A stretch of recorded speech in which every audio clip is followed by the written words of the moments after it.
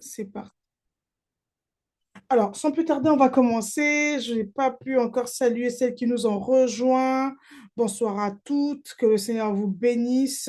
Celles qui nous ont rejoints encore. Et nous allons débuter. Alors, ce soir, nous allons parler d'amour. Nous allons prendre nos Bibles. Nous allons faire beaucoup de lectures. Nous allons lire la Bible parce que c'est dans la Bible que nous allons découvrir, bien aimé, ces différentes facettes de l'amour de Christ. Et donc, nous allons lire, nous allons voir comment le Seigneur Jésus a manifesté son amour sur la terre aux femmes. Pendant son séjour sur la terre, les différentes femmes qu'il a rencontrées, il leur a témoigné un amour particulier.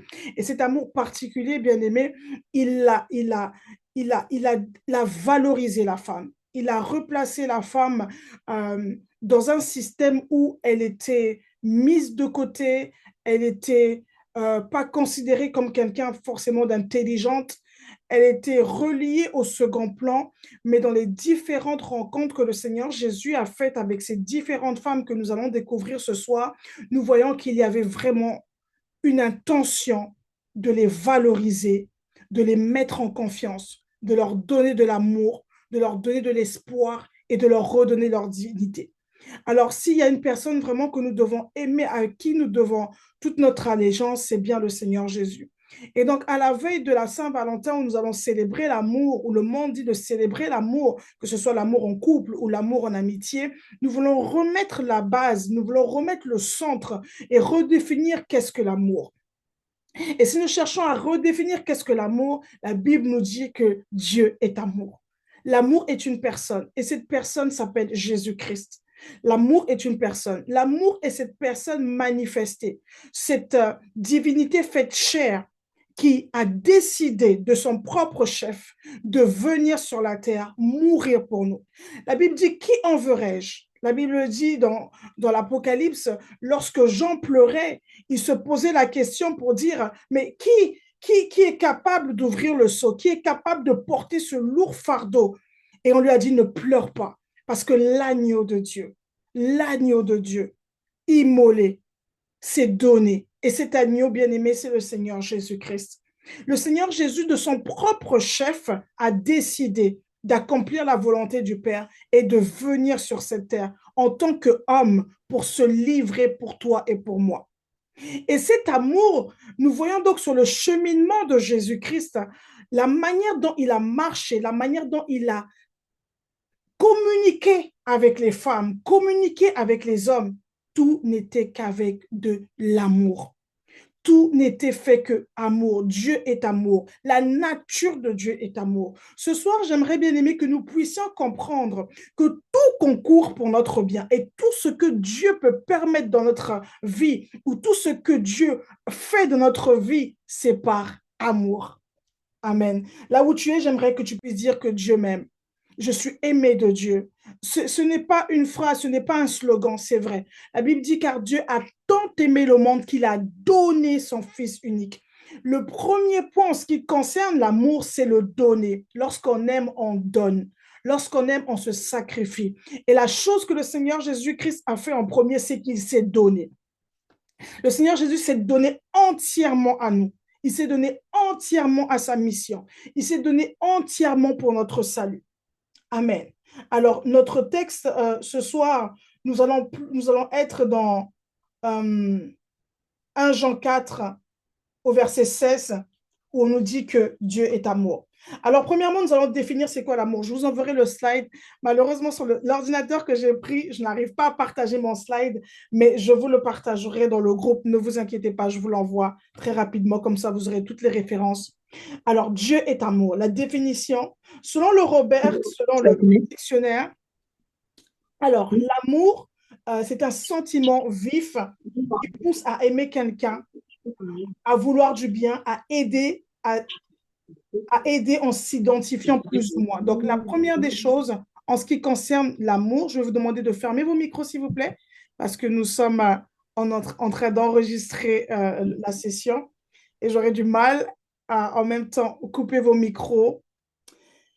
Et donc, nous étions en ce qui concerne la définition donc du mot amour, c'est un sentiment vif qui pousse à aimer quelqu'un, à lui vouloir du bien, à vouloir l'aider, en s'identifiant plus ou moins à cette personne.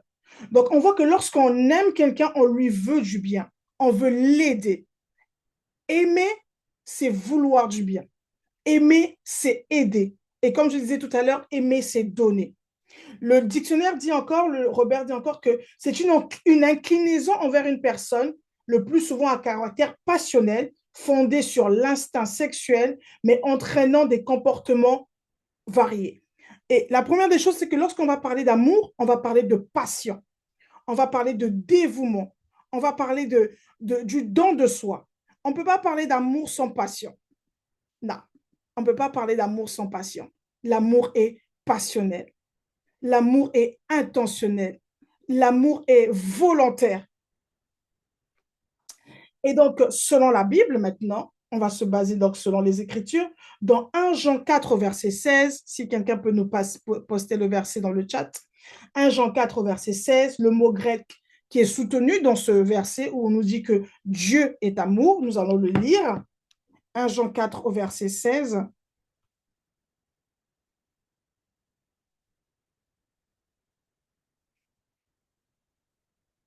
1 Jean 4 au verset 16, je lis au nom de Jésus. Celui qui confessera que Jésus est le Fils de Dieu, Dieu demeure en lui et lui en Dieu. Et nous avons connu l'amour que Dieu a pour nous et nous y avons cru. Dieu est amour. Et celui qui demeure de l'amour demeure en Dieu et Dieu demeure en lui. Amen. Car Dieu est amour. Ça, c'est la nature de Dieu, comme nous étions en train de le dire tout à l'heure. Donc, dans ce contexte, euh, ça parle plutôt de l'amour agapé, l'amour inconditionnel de Dieu, l'amour sacrificiel de Dieu, où on dit encore dans Jean 3,16 que Dieu a tant aimé le monde qu'il a donné son Fils unique. Il a tant aimé Gémina, il a tant aimé Colombe, il a tant aimé Amine qu'il a donné. Donc l'amour agapé et inconditionnel et sacrificiel. Il donne ce qu'il a de meilleur, ce qu'il a de plus précieux, son Fils unique pour toi et pour moi. Mais ce soir, nous étudierons plus l'amour dans le cadre de l'intimité et du mariage. Ce sera plus l'amour que l'apôtre Paul nous présente lorsqu'il présente l'Église et Christ en tant qu'épouse. C'est de cet amour-là que nous allons parler ce soir. Nous allons parler de l'amour entre l'épouse et l'époux. Et j'aimerais que nous puissions prendre nos Bibles dans Ésaïe 62 au verset 1. Comme je vous ai dit, ce soir, nous allons beaucoup lire parce que c'est dans les Écritures que nous allons découvrir nos petits secrets. Ésaïe 62. Ésaïe 62 au verset 1. Il dit, pour l'amour de Sion, je ne me tairai point.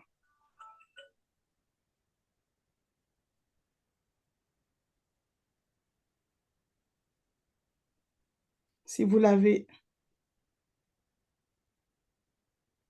Ésaïe 62 au verset 1, il dit, pour l'amour de Sion, je ne me tairai point.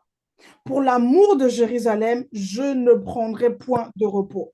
Vous savez, ce verset, je me le répète pratiquement tous les jours. Pour l'amour de Sion, je ne me tairai point. Pour l'amour de Jérusalem, je ne prendrai point de repos jusqu'à ce que son salut paraisse comme l'aurore et sa délivrance comme un flambeau qui s'allume. Amen. Bien-aimé, Dieu dit que pour l'amour de Gémina, mets ton prénom là où tu es, il ne va pas se taire. Ça veut dire qu'il ne va pas prendre de repos. Il ne va pas se lasser. Il ne va pas abandonner. L'amour de Dieu ne nous abandonne jamais. L'amour de Dieu n'abandonne jamais. Amen. Je ne sais pas quel mot je pourrais encore vous dire ce soir. C'est qu'il dit pour l'amour qu'il a pour toi, j'aimerais que tu puisses mettre ton prénom. Je ne me tairai point. Ça veut dire que le Seigneur va continuer à parler. Le Seigneur va continuer à énoncer sa volonté. Le Seigneur va continuer à prophétiser. Le Seigneur va continuer à déranger tes oppresseurs. Il va continuer à parler. Il ne va pas se taire. Il ne prendra point de repos. Ça veut dire que le Seigneur est déterminé à ce que ta lumière paraisse, ta délivrance paraisse, ton salut paraisse, ton bonheur paraisse. Le Seigneur ne nous abandonne jamais. Et lorsque nous prenons conscience de ça, ben, ça nous donne de rentrer dans la confiance, dans le repos et dans la paix, en se disant que le Seigneur est de mon côté. Le Seigneur ne m'abandonne pas. Il ne va jamais m'abandonner. Jusqu'à ce que paraisse son salut, jusqu'à ce que paraisse sa délivrance comme un flambeau qui s'allume. Le Seigneur, l'amour de Dieu pour toi, veut que tu puisses briller et t'épanouir comme un flambeau qui s'allume. Ça veut dire que l'amour de Dieu ne t'éteint pas. L'amour de Dieu n'éteint pas tes rêves, n'éteint pas ta destinée. L'amour de Dieu te fait briller. Le monde a dit que l'amour donne des ailes. Pourquoi? Parce que lorsqu'on se sent aimé, on se sent porté. Lorsqu'on se sent aimé, lorsqu'on est aimé, on se sent propulsé. Eh bien, c'est la même chose. Dans Ésaïe 62, quand il dit « Jusqu'à ce que sa lumière paraisse comme un flambeau qui s'allume ». Le Seigneur veut, bien aimé, que tu puisses être un flambeau. L'amour qu'il te donne, le soutien qu'il te donne, l'aide qu'il te donne, te propulse. L'amour que Dieu te donne, le soutien qu'il te donne, la bienveillance qu'il te donne, le pardon qu'il te donne, te propulse et permet que tu puisses briller. Dans cet amour avec le Seigneur, tu peux être vulnérable. Tu peux être toi-même. Tu peux montrer tes failles. Tu peux être tel que tu es. Et nous allons voir tout à l'heure les différentes femmes que le Seigneur a rencontrées, à qui il a témoigné de l'amour. Aucune d'elles n'était parfaite. Aucune de ces femmes n'était parfaite. Toutes ces femmes avaient leur lot de déceptions, leur lot de blessures, leur lot d'échecs. Mais le Seigneur Jésus leur a montré l'amour qu'il avait pour elles et il les a restaurées. Est-ce que vous êtes toujours là? C'est difficile de ne pas avoir de retour, mais on va avancer. Vous pouvez m'écrire dans le chat, je vais vous lire. Nous sommes là, nous sommes là. Parfait. Alors, le premier point, ce soir, nous allons étudier. Alors, nous allons étudier 4 points ce soir de l'amour de Dieu. Tu peux noter les 4 points. Le premier point que nous allons étudier, c'est la passion. Le deuxième point, le deuxième caractère que nous allons étudier de l'amour, c'est le sacrifice. Le troisième point que nous allons étudier, c'est le pardon. Le quatrième point que nous allons étudier, c'est la jalousie. La jalousie, oui, l'amour est jaloux, Dieu est jaloux. Et le cinquième point que nous allons étudier, c'est le bonheur.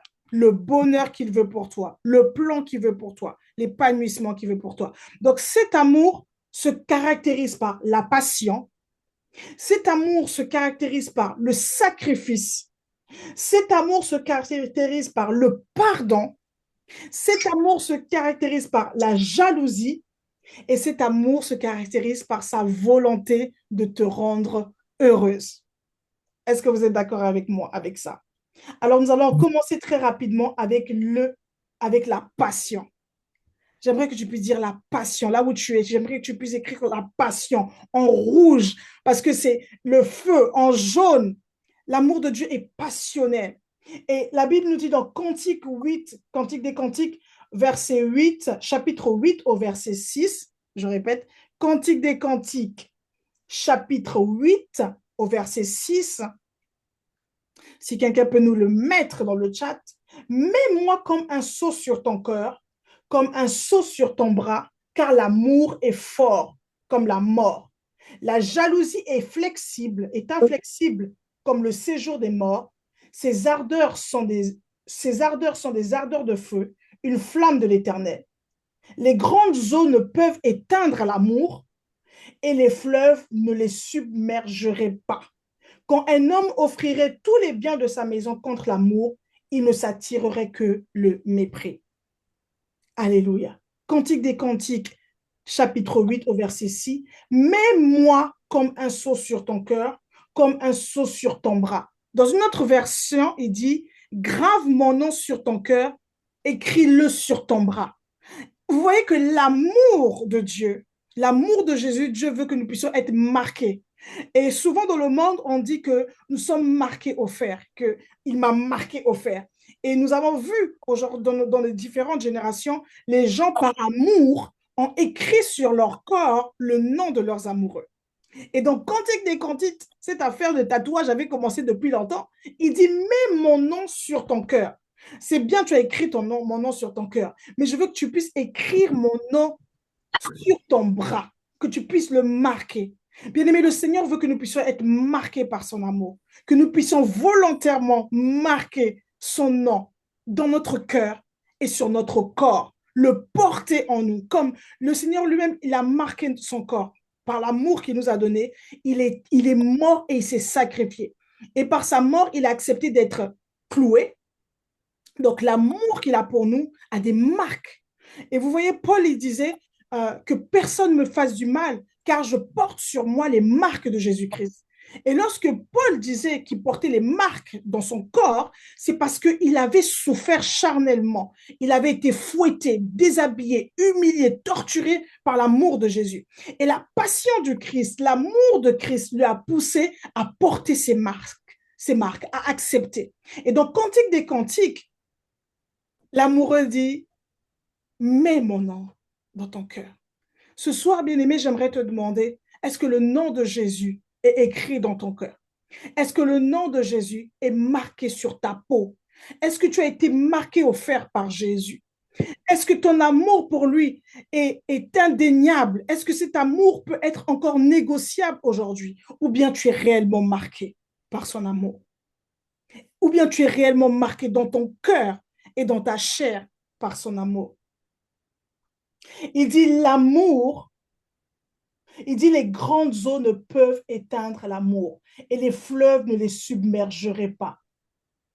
Ça veut dire que quel que soit ce que nous pouvons vivre aujourd'hui, rien ne peut nous séparer de l'amour de Dieu. Les grandes eaux, les grandes tribulations, les grands défis, les grands problèmes, rien ne peut séparer Christ de l'amour qu'il a pour toi.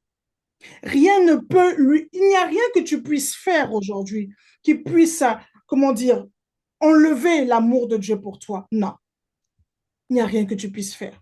À moins qu'ils disent quoi, c'est le blasphème contre l'esprit qui ne sera pas pardonné.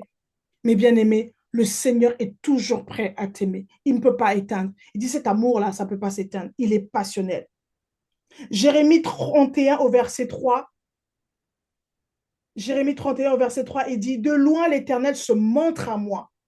Je t'aime d'un amour éternel, c'est pourquoi je te conserve ma bonté. Bien aimé, j'aimerais que ce verset soit comme un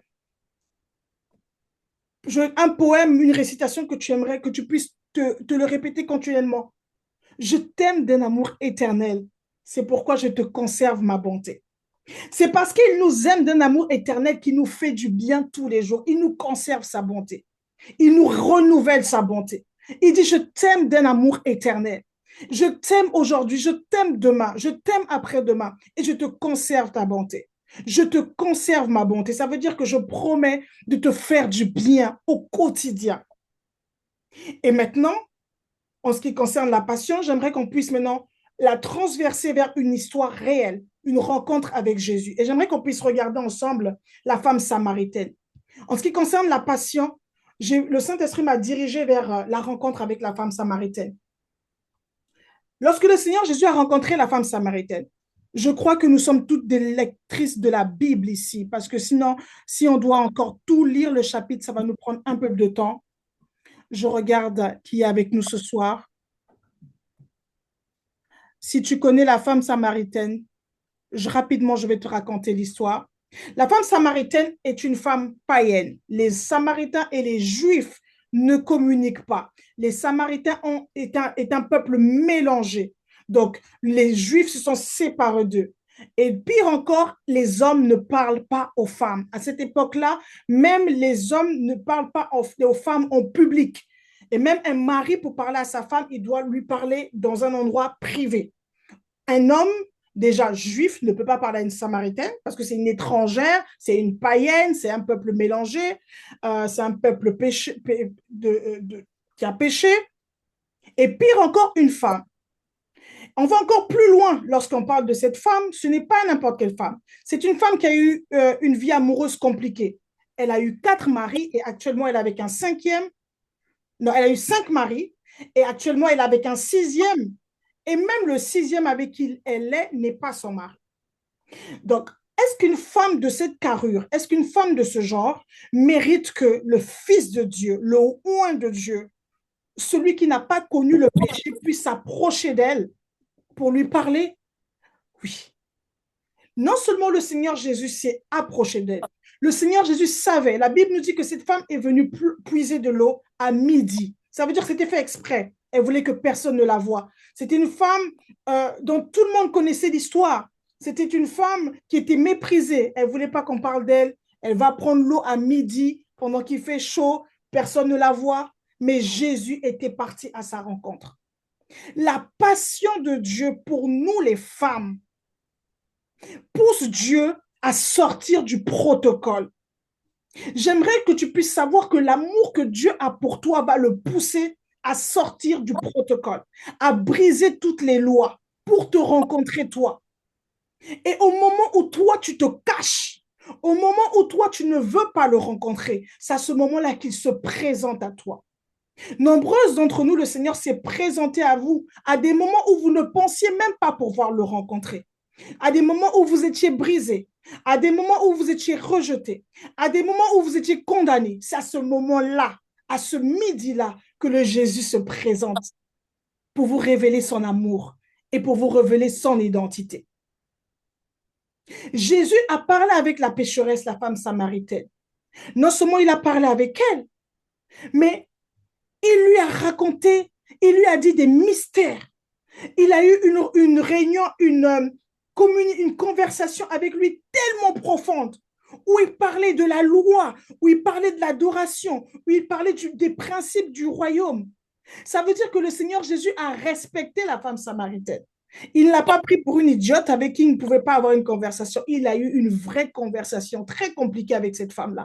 Je t'invite à prendre le temps de le lire, sinon on n'aura pas le temps. Et il y a quelque chose qui nous a marqué, qui m'a marqué dans cette méditation. C'est que la femme samaritaine, dans le Jean 4 au verset 25, la femme lui dit, je sais que le Messie doit venir, celui que l'on appelle Christ. Quand il sera venu, il nous annoncera toutes ces choses. Jésus lui dit, je le suis, moi qui te parle. Voyez-vous, bien-aimés, le Seigneur Jésus a révélé son identité à la femme samaritaine. Le Seigneur Jésus alors que le Seigneur Jésus n'a fait que cacher son identité. À chaque fois qu'on lui dit, est-ce que tu es le Fils de Dieu? Il glisse.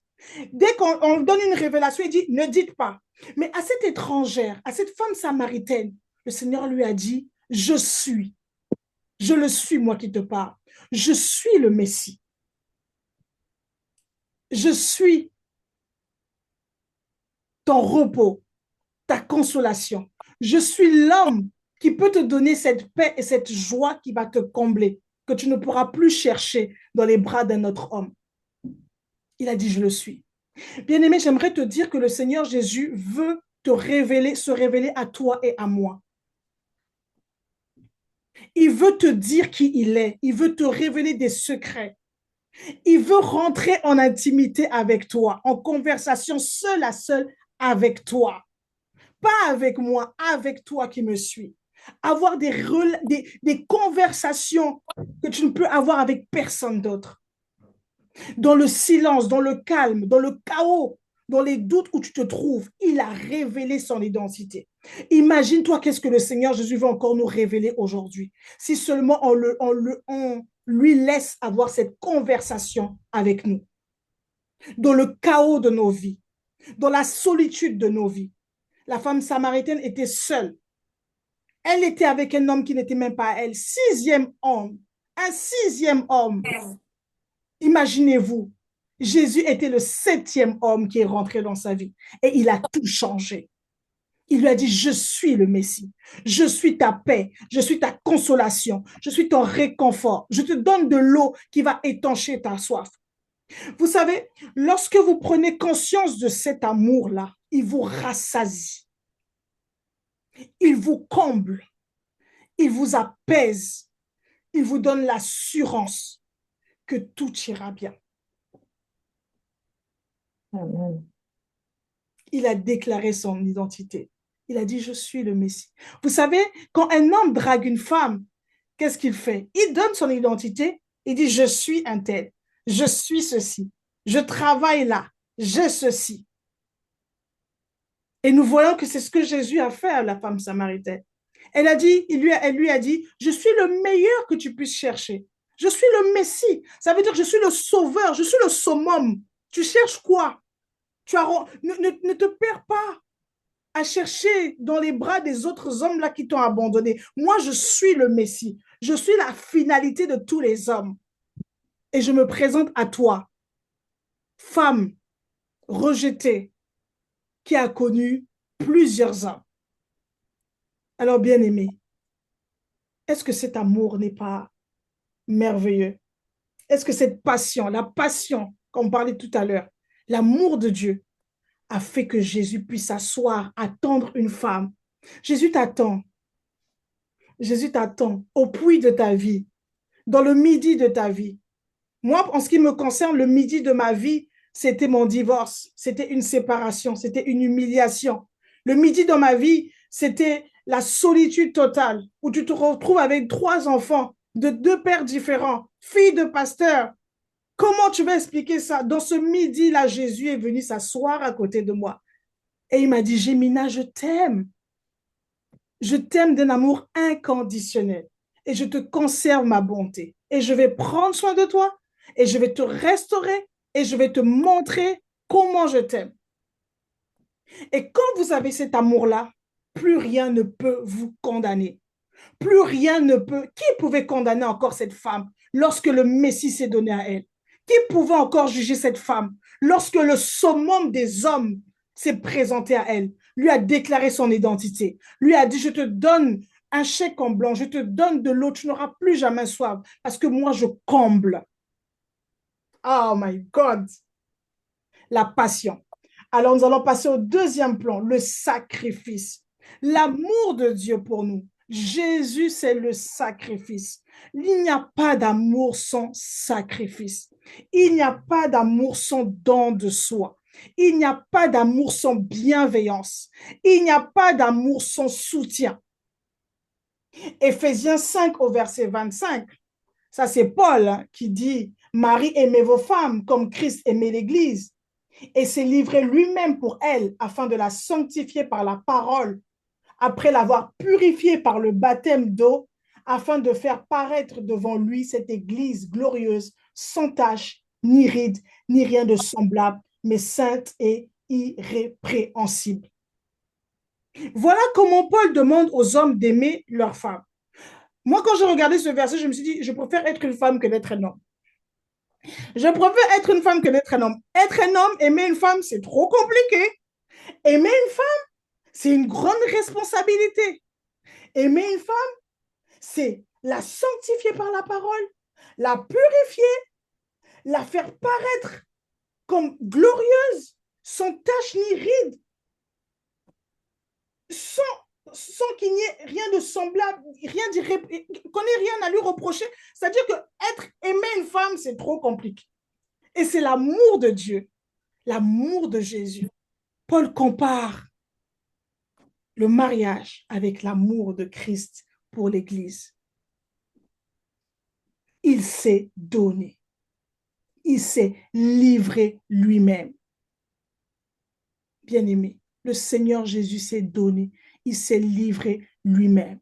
La passion du Christ, Gethsémani, le chemin de Golgotha, les humiliations, il s'est livré lui-même pour que toi et moi, nous puissions vivre une vie de paix. Il a payé le prix. Il a gagné nos cœurs en donnant sa vie. Il a payé le prix fort, le rejet, l'humiliation, la condamnation, le jugement. Le Seigneur Jésus s'est donné. Et il s'est donné lui-même afin de nous sanctifier par la parole. Bien aimé, vous voyez que l'amour de Dieu, par le sacrifice de la croix, est renouvelé en nous. Lorsque le Seigneur nous sanctifie par sa parole, il nous lave par sa parole, il efface tous les mauvais discours, toutes les blessures que nous avons eues dans le passé par sa parole. Il nous sanctifie. Nous sanctifier, c'est nous nettoyer, nous purifier par sa parole. Bien-aimés, nous voulons être guéris, être libérés de notre passé. Nous devons nous laisser le Seigneur nous sanctifier par sa parole. Effacer les mauvaises voies, effacer les mauvais souvenirs, les remplacer par des paroles qui donnent la vie, des paroles qui disent que je suis venu donner la vie afin que mes brebis aient une vie et une vie en abondance. Car je connais les projets que j'ai formés pour toi, des projets de paix et non de malheur, afin de te donner un avenir et une espérance, sanctifiés par la parole. Et j'aimerais que nous puissions voir dans ce cas deux rencontres que le Seigneur a fait avec deux femmes. Deux différentes femmes qui ont payé le prix aussi pour le sacrifice, qui ont fait des actions fortes devant le Seigneur et qui ont marqué le séjour de Jésus-Christ sur la terre. Ces rencontres, il y a deux femmes. Dans Matthieu 26 au verset 12, nous allons voir, cette femme, elle est anonyme. J'aimerais qu'on puisse lire Matthieu 26 au verset 12 et ensuite nous lirons Jean 12 du verset 1 à 8. Matthieu 26.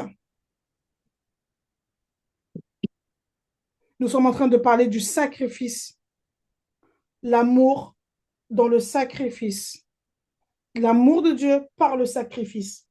Matthieu 26 au verset 12.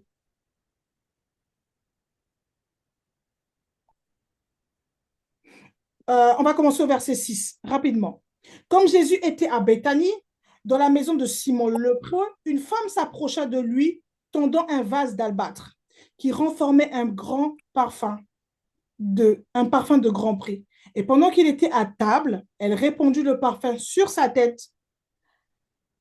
Les disciples, voilà cela, s'indignèrent et disent, à quoi bon cette perte? On aurait pu vendre ce parfum très cher et en donner le prix aux pauvres. Jésus s'en étant aperçu, leur dit, pourquoi faites-vous de la peine à cette femme? Pourquoi vous blessez cette femme? Pourquoi vous parlez mal? Elle a fait une bonne action à mon égard, car vous avez toujours des pauvres avec vous, mais vous ne m'avez pas toujours. En répandant ce parfum sur mon corps, elle l'a fait pour ma sépulture. Je vous le dis en vérité, partout où cette bonne nouvelle sera prêchée dans le monde entier, on racontera aussi en mémoire de cette femme ce qu'elle a fait. Mais là, nous voyons une femme. On ne nous cite pas son nom. Jésus est dans la maison de Simon le lépreux à Béthanie et une femme s'approche et verse un parfum sur sa tête. Et la Bible nous dit que c'est un parfum de grand prix. Ça veut dire que c'est un parfum qui lui a coûté cher. Et pendant qu'elle versait ce parfum, on a commencé à critiquer. Est-ce que vous vous rendez compte déjà de la situation? Des hommes qui sont assis, une femme qui fait irruption dans la pièce, elle se jette à ses pieds, elle verse le parfum sur sa tête comme ça, là. Et ça se répand sur son corps. C'est une scène, on va dire, bizarre. Mais cette femme, elle était en face d'un homme à qui elle ne savait pas quoi donner. Elle avait rencontré des hommes, mais cet homme, elle n'en avait jamais vu un homme comme ça. Un homme aimant comme ça, un homme qui pardonne comme ça, un homme qui fait des miracles, des exploits, un homme qui tend la main aux femmes. Elle était dépassée. Elle s'est livrée. Vous voyez, bien-aimés, les femmes ont la capacité de se livrer. Beaucoup de femmes, souvent, sont allées en avant devant des hommes. Plusieurs femmes vous diront que moi, j'ai dragué mon mari. Moi, je suis allée vers mon mari. Pourquoi une femme décide d'aller vers un homme? C'est parce qu'elle a vu qu'en cet homme, il y a des attraits, il y a des choses qu'elle aimerait avoir et qui l'attirent. Alors elle va, elle peut être avenante vers lui et lui faire des avances. Mais cette femme, ce n'était pas des avances qu'elle voulait faire à Jésus. Elle voulait se donner. Elle voulait lui témoigner son amour, son affection, sa considération, son respect. Et elle a renversé ce parfum. Et Jésus est resté là. Et Jésus lui a dit que ce que cette femme a fait, elle a fait pour ma sépulcre, pour ma tombe. Elle a déjà commencé à me parfumer pendant que je suis vivant, alors que je vais partir. Elle a commencé à m'aimer, à me donner ce qu'il y avait de plus cher. Bien aimé, souvent on attend que les gens meurent pour dépenser de l'argent, pour montrer, pour faire des grands témoignages d'amour. On attend que les gens meurent. C'est quand vous allez mourir, mais les morts ne voient pas, n'entendent pas pour dire que tu étais une femme exceptionnelle, que c'était un homme extraordinaire, et on se met à dépenser des sommes folles. Mais cette femme a dit non, non, non, moi c'est de son vivant que je vais le faire. Parce que comme vous savez aussi à l'époque, on embaumait, on parfumait aussi les corps pour les conserver. Voyez-vous? Et donc l'amour, c'est le sacrifice. Comme Dieu nous aime, il s'est donné et nous voyons que ces femmes-là ont manifesté aussi leur amour pour Christ en donnant ce qu'elle avait de meilleur. Est-ce qu'aujourd'hui, dans cette relation que tu as avec Jésus, est-ce que tu lui donnes le meilleur de toi? Est-ce que tu t'es donné à lui? Je ne parle pas d'argent, bien-aimé. Je ne parle pas d'argent. Je ne parle pas de bien. Mais je parle de cette attitude où tu te donnes à lui, où tu te consacres à lui, en reconnaissance, par amour de ce qu'il a fait, par amour de ce qu'il est pour toi. Elle s'est donnée. Elle a donné ce qu'elle avait de plus cher, ce parfum, pour Jésus. La deuxième histoire qui est aussi parallèle, c'est dans Jean 12, au verset 1 à 8. J'aimerais qu'on puisse le lire aussi. Est-ce que vous êtes toujours avec moi? Est-ce que ça vous fait du bien? Est-ce que vous êtes en train de recevoir quelque chose? C'est compliqué de ne pas vous entendre et de ne pas avoir de réaction, mais je crois que le Seigneur est en train de nous faire du bien. Jean, nous sommes dans Jean 12. Jean 12 au verset 18. Nous parlons de l'amour, le sacrifice. Nous avons vu la passion, là nous voyons le sacrifice. L'amour, c'est le sacrifice. L'amour, c'est le don de Dieu. Jean 12, à partir du verset 1, la même histoire, mais là nous savons qui c'est. On parle de Marie, la sœur de Lazare. 6 jours avant la Pâque, Jésus se rend à Béthanie où était Lazare, qu'il avait ressuscité des morts. Là, on lui fait un souper. Marthe servait et Lazare était un de ceux qui se trouvaient à table avec lui. Marie, ayant pris un livre d'un parfum de nard pur d'un grand prix, oignit les pieds de Jésus et lui essuya les pieds avec les cheveux. La première femme avait jeté l'huile sur sa tête. Et là, Marie, elle met l'huile sur les pieds et elle commence à essuyer avec les cheveux. Et la maison fut remplie de l'odeur du parfum. On va descendre plus bas. Au verset 6, il disait cela non qu'il se mit à peine parce que Judas dit, est-ce qu'on ne pouvait pas donner encore cette histoire aux pauvres, le parfum, le prix, vendre et donner l'argent aux pauvres. Et Jésus dit, laissez-la garder ce parfum pour le jour de ma sépulture. Bien aimé, ces femmes, elles étaient inspirées. Le sacrifice. Il n'y a pas d'amour sans sacrifice. Elle est allée plus loin. Elle a pris l'huile, elle l'a mis sur les pieds. Elle a essuyé les cheveux. Vous savez, bien aimé, je suis arrivée à un point de ma vie où je dis que je dois à Dieu. Je dois à Dieu. C'est-à-dire que, bien aimé, si tu réalises l'amour de Dieu pour toi, tu vas te rendre compte que nous lui devons. C'est-à-dire qu'on ne peut même pas commencer à rembourser l'amour de Dieu. Quand je pense à ma vie, ce que Dieu a fait pour moi, bien aimé, est-ce que vous pouvez fermer vos micros, s'il vous plaît, s'il y a l'enregistrement?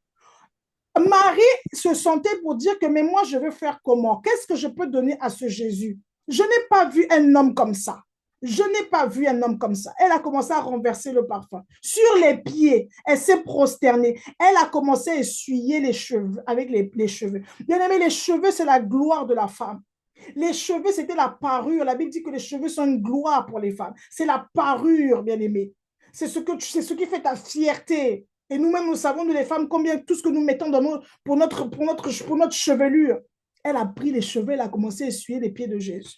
Pour dire que c'est ce qui a de meilleur de moi, mes cheveux là même, c'est rien. C'est toi la gloire. C'est toi qui es la gloire, bien-aimé. Dans cet amour passionnel avec Jésus, il y a un sacrifice. Ce sacrifice va au-delà de l'argent. Laissez l'argent. Donnez-vous. L'argent, oui, parce que nous avons besoin de soutenir le ministère, aider les pauvres, tout ce que vous voulez, oui. Mais donnons-nous. Aimons-le comme il nous aime passionnellement. Allons dans le sacrifice, le don de soi. Elle a, au-delà du parfait, elle s'est donnée elle-même encore, cette femme. Et Jésus Il dit, laissez-la garder ce parfum pour le jour de mon sépulcre. Et on voit plus tard que Marie encore, c'est à elle encore que le Seigneur s'est révélé, bien aimé, quand il a été ressuscité. L'amour de Dieu l'a poussé à aller au tombeau. Bien aimé, l'amour vous enlève le sommeil. Les hommes étaient en train de dormir, mais nous, les femmes, quand on aime, elle est partie vérifier, elle ne dormait pas. Elle disait, je dois aller au tombeau, je dois aller voir Jésus, Jésus, Jésus. Un gars comme Jésus. Ah, ce genre d'homme, est-ce que tu pouvais accepter qu'il puisse mourir? Personne ne pouvait accepter que Jésus puisse mourir. Les femmes qui ont marché avec Jésus ne pouvaient pas accepter que Jésus puisse mourir. Impossible. Impossible. Un homme qui leur a redonné de la valeur. La Bible dit qu'il y avait une femme avec qui Jésus avait fait sortir 7 démons. Jésus était supporté par des femmes. Pourquoi? Parce qu'il avait valorisé la femme. Elles ont dit quoi? Qui va mourir? Jésus? Jamais. Elles sont allées au tombeau. Elles sont restées là. Marie est partie jusqu'au tombeau. Et vous savez ce qui est merveilleux? Jésus s'est révélé à Marie. Et il a dit, va dire à mes frères. Bien aimés, nous les femmes, nous sommes les chouchous de Jésus. Jésus tout aime. Jésus t'aime. Il compte sur toi. Il dit, l'Éternel dit une parole et une armée de messagères, une armée de femmes sont une grande armée. Bien aimé, le Seigneur sait que l'amour qu'il a mis en nous, l'amour, pour porter Christ, pour porter son message, de consolation, pour aller dire à une autre femme, pourquoi tu pleures? Ne pleure pas. Il y a un homme qui ne te condamne pas, qui ne te blesse pas, qui te guérit et qui efface ton passé. Cet homme, c'est Jésus. Et Marie est partie jusqu'au tombeau pour aller rencontrer ce Jésus. Elle est partie jusqu'au tombeau. Elle a dit, Jésus, Jésus, où vous avez mis mon Jésus? Où vous avez mis l'homme qui m'a sauvé? Où vous avez mis l'homme qui avait ressuscité mon frère? Il est où? Je ne peux pas accepter. Jésus a dit, je suis là. Il s'est réveillé à elle. Il a dit, ne me touche pas. Je ne suis pas encore monté vers mon Père. Va dire à mes frères que je suis ressuscité. Femme, bien-aimée, le Seigneur veut nous parler, le Seigneur veut nous dire des choses qu'il n'a pas dit, qu'il ne va pas dire à d'autres personnes. Le Seigneur veut rentrer dans cette relation d'intimité avec nous où il nous dit ses secrets, où nous on le voit là où personne ne le voit. Il se laisse apparaître, bien-aimé, il se laisse voir, il se laisse découvrir. Je vous assure que là où vous êtes, plusieurs ont rencontré Jésus. Si j'ouvre le micro pour vous demander de me raconter votre vie, vous allez me dire, j'avais échappé d'un accident. J'avais échappé d'une morsure de serpent. Quand j'étais enfant, je ne sais pas qu'est-ce qui s'est passé. Plusieurs d'entre vous, vous avez rencontré Jésus. Mais vous n'aviez pas les yeux pour le voir. Au départ, elle pensait que c'était un jardinier. Et après, quand elle a bien regardé, elle a dit, Rabouni, maître, c'est toi. Il s'est laissé. Oh, bien-aimé, le Seigneur veut se laisser découvrir par toi. Le Seigneur veut te montrer son visage. Le Seigneur veut te montrer son amour. Le Seigneur veut te montrer son intention à ton égard. Le Seigneur veut te montrer la mission qu'il a pour toi.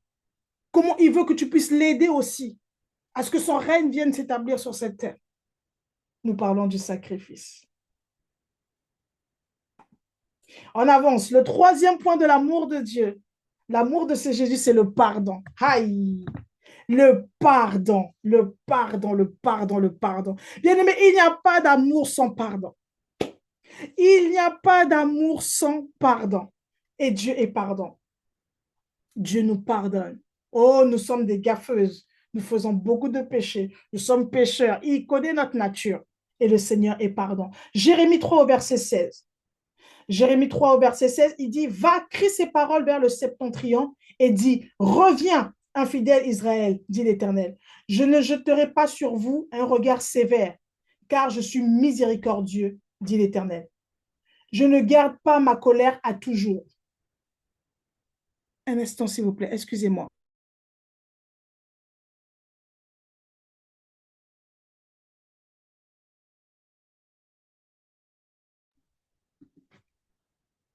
Excusez-moi, merci. Jérémie 3, verset 7, va, crie ces paroles et dit, reviens, infidèle Israël, dit l'Éternel. Je ne jeterai pas sur vous un regard sévère, car je suis miséricordieux, dit l'Éternel. Je ne garde pas ma colère à toujours. Bien-aimé, le Seigneur te dit, reviens. Il dit, reviens. Il dit, Jérémie, va leur dire de revenir. Infidèle, reviens. Je ne jetterai pas sur vous un regard sévère. Le Seigneur te dit déjà à l'avance, reviens, moi je t'aime, c'est pas grave. Tu es tombé, c'est pas grave. La Bible dit le juste tombe 7 fois, mais se relève. Tu es tombé, c'est pas grave, reviens. Tu as été infidèle contre moi, c'est pas grave, reviens. Je ne jetterai pas sur toi un regard sévère, car je suis miséricordieux. Bien-aimé, qui te condamne? Qui te condamne? Qui raconte ton passé, qui raconte ton histoire, qui raconte tes choses du passé. Il dit, reviens. Et le diable veut constamment te faire repasser le passé dans ta tête, te faire revenir ce qui avait été fait, pas dans le bon sens. Et tu t'es éloigné de lui. Parce que le péché nous fait fuir de Dieu. Lorsque nous ne sommes pas dans sa volonté, nous fuyons, nous voulons nous cacher, on se cache, comme Adam et Ève dans le jardin.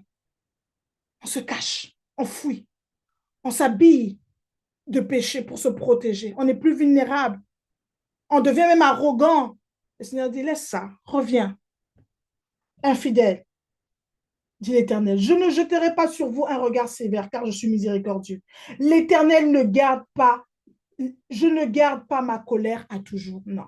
Le Seigneur se fâche. Il est déçu. Il dit, ah, Jémina, pourquoi tu as fait ça?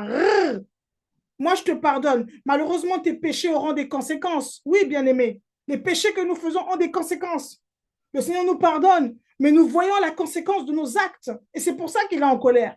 Parce qu'il sait que tu compliques les choses. Nous compliquons les choses en étant désobéissants. Nous compliquons le programme en allant faire des vies compliquées, bien-aimé.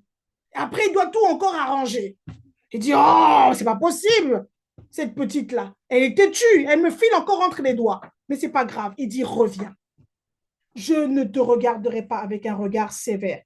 Et pour ça, j'aimerais qu'on puisse voir encore une autre histoire merveilleuse avec la femme adultère. Jean 8 au verset 16. Nous parlons du pardon. Jean 8 au verset 16. Nous sommes dans cette histoire où la femme adultère est attrapée en flagrant délit avec un homme. Est-ce qu'on peut lire cette histoire? Elle est passionnante. J'aimerais qu'on puisse la lire. Jean 8 au verset 16. J'aimerais qu'on puisse la lire. Jean 8 au verset 16.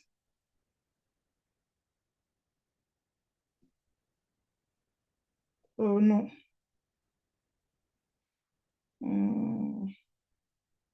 On va commencer au verset 1. Je lis dans le nom de Jésus. Jésus se rendit à la montagne des Oliviers, mais dès le matin, il alla de nouveau dans le temple et tout le peuple vint avec lui. S'étant assis, il enseignait. Alors les scribes et les pharisiens emmenèrent une femme surprise en adultère. En la plaçant au milieu du peuple, ils dirent à Jésus, Maître, cette femme a été surprise en flagrant délit d'adultère. Moïse, dans la loi, nous a ordonné de lapider de telles femmes. Toi donc, que dis-tu? Il disait cela pour l'éprouver afin de pouvoir l'accuser. Voyez-vous? Ils ont pris une femme, nous autres, attrapée en flagrant délit d'adultère. Ils la ramènent à Jésus pour pouvoir éprouver Jésus. Ils voulaient seulement savoir est-ce que Jésus allait appliquer la loi en disant lapidez-la. Voilà. Comme toi, tu es en train d'enseigner. Jésus était d'enseigner dans le temple. Donc, Jésus était en train de parler, d'enseigner les Écritures. Et la loi de Moïse a dit que lorsqu'une femme a été trappée en adultère, il faut la lapider. Mais eux, ils savaient aussi que Jésus aimait les femmes. Ils savaient que Jésus avait guéri la femme qui saignait de 12 ans. Ils savaient que Jésus avait parlé à la femme de la Samarie. Et ils savaient que Jésus avait un comportement étrange envers les femmes. Donc là, on va dire, on va l'attraper. Nous avons la loi et nous avons le cas pratique. Qu'est-ce qu'il va faire? Comme on disait avant dans les films, gain, gain, gain. Qu'est-ce que Jésus va faire? Hey, Jésus. Jésus est amour. Jésus va changer le regard des gens sur toi. Jésus va enlever la honte de ton péché. Jésus, il enlève ça. La honte de ton passé. Jésus enlève ça. Mais Jésus s'étant baissé, écrivait avec le doigt sur la terre. Comme il continuait à l'interroger, ils ont commencé à dire, Jésus, alors, on fait quoi? Voilà la Bible. Comme si pour faire l'adultère, il n'y avait que la femme. Où était l'homme? Femme, il y a Dieu pour toi. Femme, il y a un Dieu pour toi. Quand il y a un problème, on dit que la femme est seule. Il y a même un titre où on dit la femme célibataire, la mère célibataire, comme si on avait eu les enfants là seuls pour être une mère célibataire, comme si tu as fait l'enfant là avec le bois. Où est le papa de l'enfant là? On ne sait pas. On dit seulement la mère célibataire. Comme si tu n'étais, je ne sais pas, la femme adultère. Où est l'homme adultère? Le monde veut accabler la femme. Le monde veut tuer la femme. Mais Jésus est venu pour restaurer la femme. C'est l'amour personnifié. C'est la consolation incarnée. C'est la réhabilitation, la dignité manifestée pour la femme. La Bible nous dit que Jésus s'est baissé, a commencé à regarder sur la terre. Il a écrit sur la terre. Comme il continue à l'interroger, il se releva et leur dit que celui de vous qui est sans péché jette le premier la pierre contre elle. Jésus a dit, ah bon, d'accord, il n'y a pas de problème. Et vous? Et vous? Et le mot, on l'a attrapé. Et le mot, vous avez vu. Vous, on ne sait même pas ce que vous faites. Allez-y, que celui qui n'a jamais péché puisse lui faire du mal. Puisse lui jeter la première pierre. Quand ils entendirent cela, accusés par leur conscience, bien-aimés, ils se retirèrent un après les autres, depuis les plus âgés jusqu'au dernier, et Jésus resta seul avec la femme qui était là au milieu. Bien-aimés, dans cette affaire, nous restons seuls avec Jésus. Après la condamnation du monde, après le jugement des gens, après les épreuves, les abandons, les séparations, les rejets, les déclassements, nous sommes seuls. Et dans cette solitude-là, comme au puits, bien-aimé, où Jésus était seul avec cette femme, la femme adultère, je ne sais pas comment elle s'appelle, moi je mets mon nom, je mettrai Gémina, s'est retrouvée seule avec Jésus. Et elle s'est restée seule avec Jésus. Malgré le bruit qu'il y a autour de toi, les questions autour de ta vie, de ta destinée, reste seule avec Jésus. Malgré les questionnements sur ta carrière, sur ta mission, sur le fait que tu vas avoir des enfants ou pas, sur ton parcours atypique, tu es seul avec Jésus. La Bible dit, elle resta seule avec Jésus. Jésus resta seul avec la femme qui était là au milieu. Alors s'étant relevé et ne voyant plus que la femme, Jésus lui dit, femme, où sont ceux qui t'accusaient? Personne ne t'a-t-il condamné?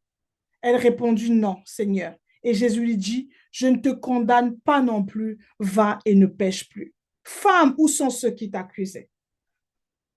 Où sont ceux qui te critiquaient? Où sont ceux? Ils sont tous pareils. Tous sont péchés, sont privés de la gloire de Dieu. Ne te sens pas, quel que soit le domaine de ta tribulation, de tes questionnements, ne te sens pas en infériorité. Tous ont péché. Tous. Peut-être pour toi, on connaît ton péché, mais pour les autres, on ne connaît pas. Tous. Tous sont péchés et sont privés de la gloire de Dieu. Où sont ceux qui t'accusaient? Où sont-ils? Personne ne peut t'accuser, bien-aimé. Personne. Et dit, moi non plus. Où sont-ils, ceux qui te condamnaient? Et dit, non. Et Jésus dit, moi non plus. Je ne te condamne pas non plus. Jésus ne te condamne pas.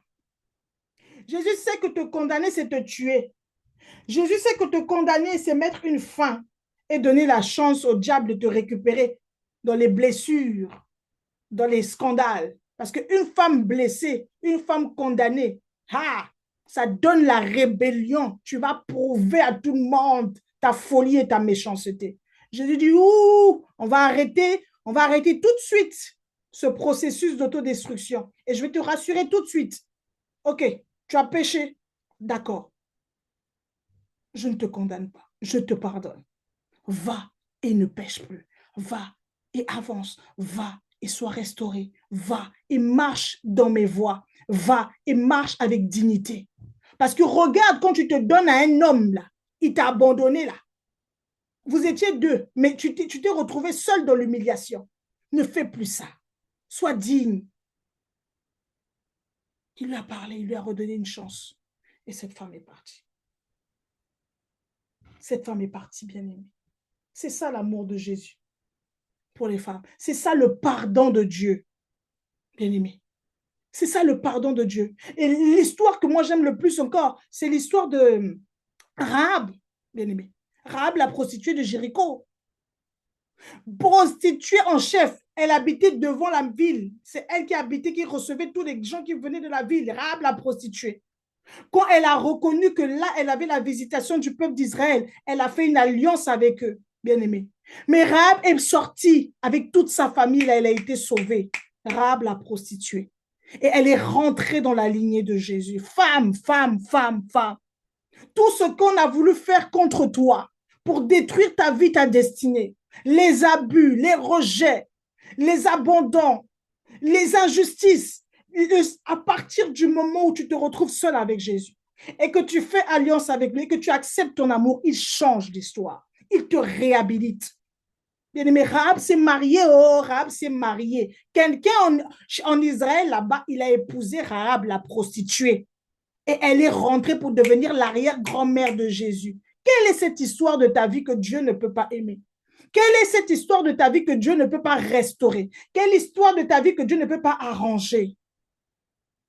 Il dit de la poussière, il relève l'indigent pour le faire asseoir à la table du roi. Il a ramassé Rahab de la poussière, de la honte, de la prostitution pour la faire asseoir dans la lignée de Jésus-Christ. Vous voulez me dire que quel homme? Vous voulez me parler de quel homme?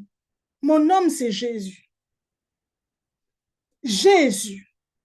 Tu dors, tu te réveilles, Jésus. On va quelque part, bien-aimé. Je suis en train de te montrer ce type d'homme parce que ce caractère-là que nous sommes en train d'étudier de Jésus, c'est ce caractère que tu dois voir et transparaître dans la vie d'un homme, dans la vie de l'homme à laquelle tu veux donner ta vie, dans la vie de l'homme à laquelle tu veux te reposer. Il doit avoir ces traits de caractère-là. Un homme qui ne va pas te juger dans ton passé. Un homme qui ne va pas te répéter plusieurs fois que toi, tu as été sorti avec 10 000 personnes. Un homme qui ne va pas te répéter que toi, tu avais fait la vie en 1985. Rahab, la prostituée, s'est mariée. Elle est devenue l'arrière-grand-mère de Jésus.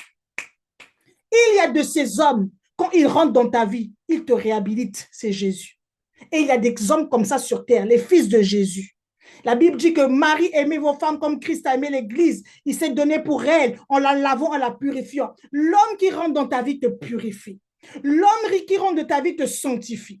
L'homme qui rentre dans ta vie te bénit, te rend glorieuse devant Dieu.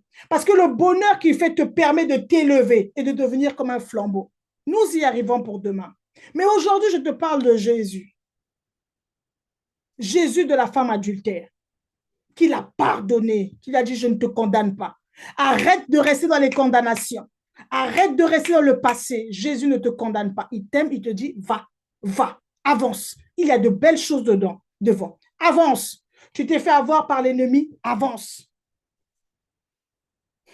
On termine, on va arriver. Il ne nous reste plus beaucoup de temps.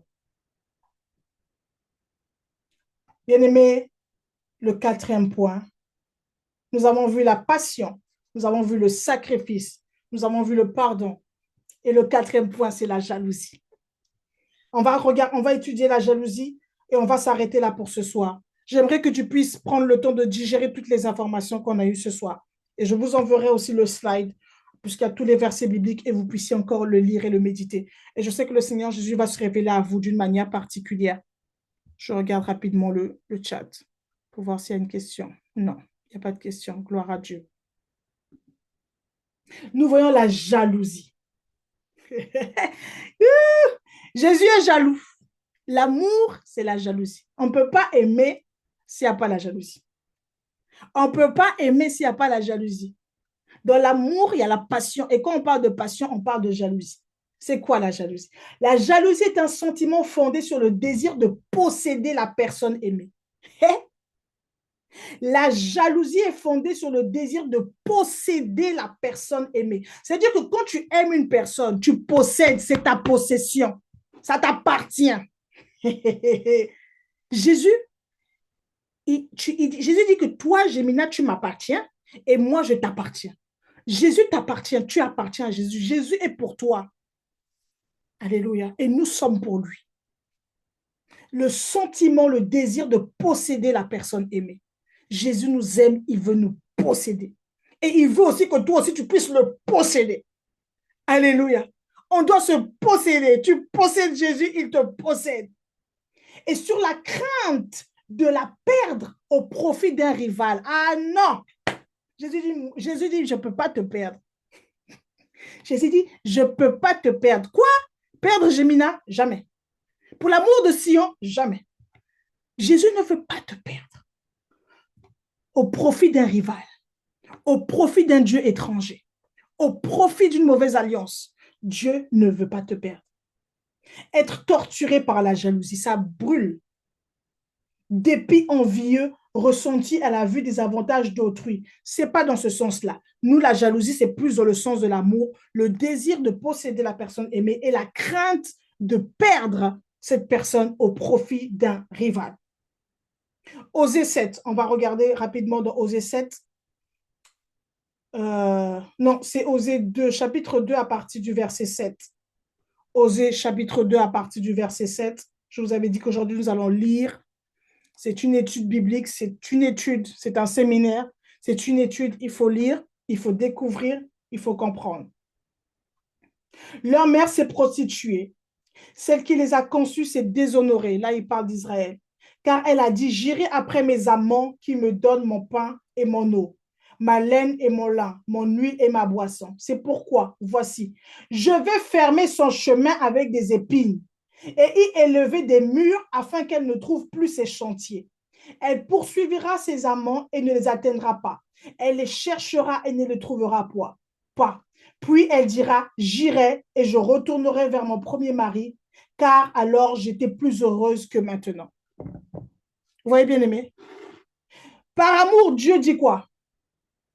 Je vais fermer son chemin avec des épines et y élever un mur afin qu'elle ne trouve plus ses chantiers. Bien aimé, il y a des temps dans notre vie où nous voyons que les choses sont bloquées. Il y a des temps dans notre vie où nous voyons qu'il y a des obstacles. Il y a des temps dans notre vie, tu vois que tout va mal. Tu penses que c'est le diable. Ce n'est pas le diable. Ce n'est pas le diable, c'est Dieu. Il dit ça. Regarde. C'est pourquoi je vais fermer son chemin avec des épines et y élever un mur afin qu'elle ne trouve plus ses sentiers. Donc Dieu bloque tes chemins. Il bloque. Il bloque quand il sait que ça, c'est la route qui va t'emmener vers la perdition. C'est la route qui va te remettre dans le passé. C'est la route qui va te remettre dans les abominations. Le Seigneur bloque tes chemins. Tu perds le travail. Tu es abandonné. Tu perds ceci. Le Seigneur bloque, ennemi. Plusieurs d'entre nous, on s'est retrouvés dans des situations, on pense que, les démons, les démons, les démons. Il n'y a pas de démons. C'est Jésus-Christ qui a bloqué ton chemin. Bien-aimé, c'est Jésus-Christ qui a bloqué ton chemin. Il a dit que je mettrai des épines, je vais élever des murs afin qu'elle ne retrouve plus son chemin. Tu ne retrouveras plus ton sentier. La route pour aller vers tes copains, là, tu ne vas pas trouver. La route pour repartir dans le passé, tu ne vas pas trouver. Le Seigneur bloque ton chemin. Et il dit un peu plus loin qu'il va te conduire dans le désert pour parler à ton cœur. La jalousie de Dieu t'emmène dans le désert. La jalousie de Dieu t'emmène dans la solitude. Je vais la conduire dans le désert. Donc, il bloque ton chemin, il bloque tes opportunités, il bloque les relations, il bloque plusieurs choses parce qu'il est jaloux, parce que tu l'as trahi. Il commence à bloquer, il commence à verrouiller et il te conduit dans le désert. Bien-aimé. Il dit, je la conduirai dans le désert et je parlerai à son cœur. Et je vais la séduire. Il dit, dans d'autres versions, il dit, je vais la séduire. Bien aimé, c'est dans le désert. Quand il a tout bloqué, quand on se retrouve maintenant seul, qu'on commence maintenant à réfléchir comme des petits enfants, pour dire, elle dit quoi? Au verset 9, il dit, j'irai, je retournerai vers mon premier mari, car alors j'étais plus heureuse que maintenant. Ah bon. C'est dans le désert, bien aimé, que le Seigneur commence à te parler. Quand sa jalousie s'est manifestée. Quand il t'a mis à part, quand il t'a oppressé, parce qu'il voulait te conduire à la réflexion et à la transformation. C'est dans le désert qu'il commence à parler à ton cœur. C'est dans le désert où tu commences à revenir sur terre, à te dire que j'ai tout perdu. Tout cela n'était que vanité. Où sont mes amants? Où sont les patients? Où sont ces choses? La gloire que je cherchais, la reconnaissance que je cherchais. Toutes ces choses dans le désert disparaissent et tu te retrouves encore seul avec Jésus. Et c'est là qu'il parle à ton cœur et que tu décides finalement de rendre les âmes et de revenir à lui. Ézéchiel 16 au verset 42, j'aimerais que tu puisses le méditer après. Osée 2 et Ézéchiel 16 au verset 42, je vous enverrai les slides. J'assouvirai ma colère contre toi et tu ne seras plus l'objet de ma jalousie. Je m'apaiserai et je ne serai plus irrité. Donc, il y a des fois aussi, Dieu te punit. Alléluia. Ah oui, Dieu te séquestre parce qu'on a mal fait. Et quand il a fini, il dit, bon, c'est bon, je suis un peu fâché. J'étais un peu fâché. Je voulais que tu puisses revenir au bon sentiment. Bien aimé, tu ne peux pas fuir. L'amour de Dieu, tu ne peux pas fuir. Il t'a attrapé. C'est une relation bloquée. J'allais dire que j'allais dire que l'amour avec Jésus, c'est un amour toxique. Alléluia. J'allais dire que c'est un amour toxique. Tu ne peux pas fuir. Tu ne fuis pas Jésus. Lui, on ne le quitte pas. Il t'a attrapé. Il te tient. Et puis, il te force. Il te dit, bon, tu vas te calmer. Tu vas revenir dans notre relation. Tu vas te ressaisir. Il te bloque dans le désert. Et il commence à te parler, à te raisonner. Alléluia. Et tu deviens. Et il te convainc encore. Et il te convainc encore. Et tu décides de t'aligner. Bien-aimé, ce soir, on va s'arrêter là. Je voulais te présenter Jésus et j'espère que, je prie que par le Saint-Esprit que tu l'aies vu différemment encore ce soir. Jésus est une personne, c'est l'amour. L'amour est sa nature. La première des choses, il t'aime passionnément. Il t'aime follement. Il t'aime profondément, inconditionnellement. Tu as été blessé par l'amour d'un père. Tu as été blessé par l'amour d'un mari. Tu as été abandonné à la naissance. Tu n'es pas un échec. Tu es une merveille. Il t'aime. Il te dit, tu es belle, ma bien-aimée. Il te dit, tu es belle. Il t'aime profondément et passionnément. Cet amour passionné l'a poussé au sacrifice. Cette passion l'a poussé à se sacrifier, à se donner, à prendre des coups, à payer de sa chair, à payer de sa vie pour toi et pour moi. Et cet amour qu'il a pour nous, parce qu'il sait ce qu'il a mis en toi de plus précieux et te donne la largesse de son pardon. Parce qu'il sait que tu ne connais pas encore ton identité. Parce qu'il sait que tu ne connais pas encore le don précieux que tu es. Et que tu es peut-être, que tu t'es peut-être vautré dans le péché. Il est large et il te pardonne. Jusqu'à ce que tu comprennes que tu vaux plus que ça. Il te pardonne. Comme il a pardonné cette femme pécheresse, adultère, en flagrant délit. Il a dit, je ne te condamne pas. Le pardon. Et nous avons vu la jalousie de Dieu. Comment ça, la manière dont il nous amoure passionnément là, le pousse à quelquefois nous torturer, nous séquestrer, bloquer nos vies. Ce n'est pas les démons, c'est Dieu qui t'a bloqué. C'est Dieu qui te tient parce qu'il est jaloux. Il ne veut pas que tu lui échappes. Et il te conduit dans le désert pour te parler, pour avoir cette intimité. Quand il a tout bloqué, il a enlevé tout le monde autour de toi, tu te retrouves finalement seul. Et là, il peut te révéler. Il peut se révéler à toi. Alors ce soir, nous allons nous arrêter là et nous allons continuer demain. Demain, nous verrons alors comment déconstruire ces mauvais schémas que nous avons eus de l'amour et comment reconnaître et voir l'amour autour de nous. Bien aimé, si tu as vu ces caractéristiques de Jésus, l'amour dans les 4 points, la passion, le sacrifice, le pardon, la jalousie, tu peux déjà savoir autour de toi si tu es aimé ou tu n'es pas aimé. S'il y a des personnes qui t'aiment correctement ou pas. Amen. Et tu peux commencer déjà toi-même à te repositionner par rapport à ces amours-là. L'amour est une personne. Et ce soir, nous allons demander au Seigneur de se révéler à nous comme il s'est révélé à Marie. Marie qui avait vu un jardinier alors que c'était Jésus. Tous les jours dans notre quotidien, nous le rencontrons, mais nous ne le voyons pas. Tellement nous sommes omnibulés par les fausses manières d'aimer qu'on a mis autour de nous. Jésus t'aime et il m'aime. Tu vas élever ta voix là où tu es. Tu vas dire, Seigneur, révèle-toi à moi. Que les écailles de mes yeux tombent, comme Paul sur le chemin de Damas. Je veux te connaître, Seigneur. Élève ta voix, commence à prier. Commence à dire, Seigneur, je veux te connaître. Seigneur, je veux te connaître. Seigneur, je veux te voir. Seigneur, je veux